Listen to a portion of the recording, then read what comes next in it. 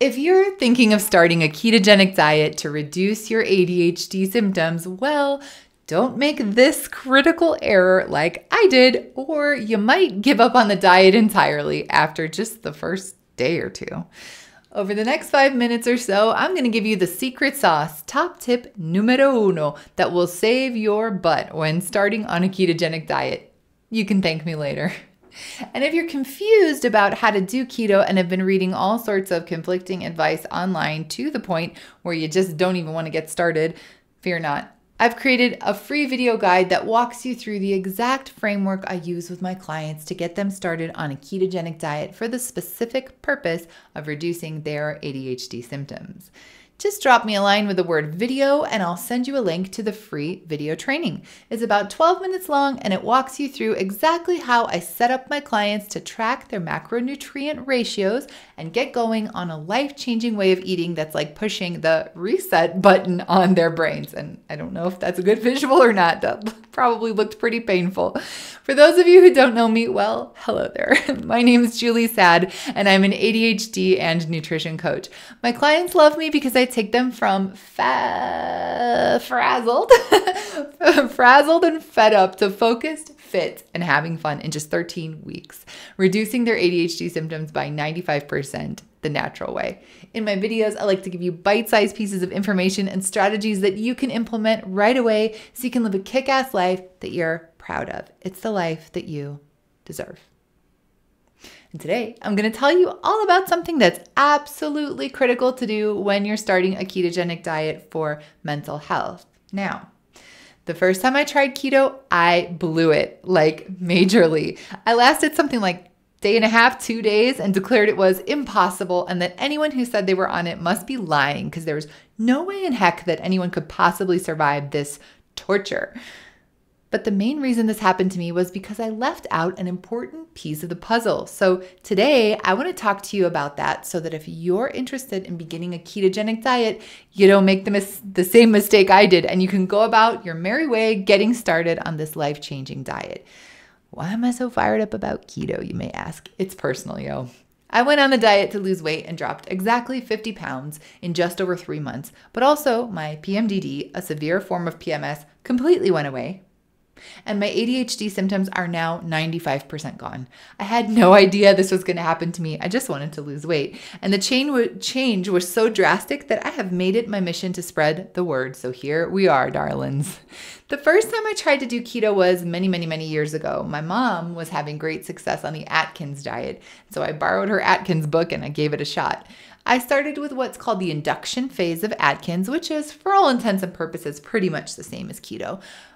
But I just couldn't do it. I felt so dizzy, and this is going to sound dramatic, but I really felt like the world was about to end. Like it just seemed impossible. So after about a day and a half, I was over it and back to my former way of eating and way of being, meaning tired, wired, sad, crabby, cranky, weepy, hyper, but in a bad way, short-tempered, and discombobulated. Good times. Fast forward to me trying keto again, but this time I knew about electrolytes. This was the game changer for me. Now, to summarize a very complicated group of biological processes up into plain English, when you first start keto, you're going to dump a lot of water, and along with that, you're going to dump electrolytes. And after this initial offloading of water, your electrolyte needs are going to be a bit higher on keto than they are when you're on a high carb diet. And the big three electrolytes are sodium, potassium, and magnesium. So you want to make sure you're getting enough of these three daily when starting and continuing on a ketogenic diet. If not, you are more likely to feel pretty crappy. A lack of sodium can lead to headaches, weakness, feeling tired, and trouble concentrating. Oh, great, just what we needed, right? A lack of potassium can lead to muscle cramps or twitching or heart palpitations, while a lack of magnesium can also lead to muscle cramps or twitching, especially at night or after working out. Note that dehydration can also cause many of these symptoms, and many of these symptoms can also be caused by other things. So please don't use anything in this video as medical advice. Always check with your healthcare provider if experiencing any symptoms such as these. And so you can see what happened to little old me when I tried to do a very low carb diet back in the day without paying attention to my electrolyte levels. I was dizzy, exhausted, and just over it. This time around, I paid better attention to my electrolytes. Here are some very general recommendations for the big three. Sodium, between 3 to 7 grams a day. Yes, you heard that right.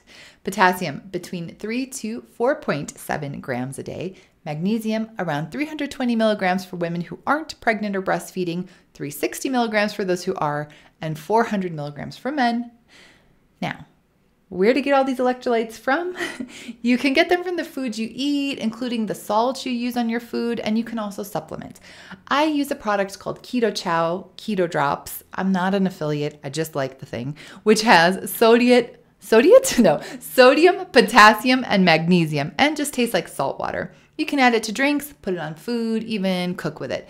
You can also make your own electrolyte drinks. Just try to stay away from things like Gatorade, as they have a bunch of sugar and or artificial garbage in them that your body doesn't need.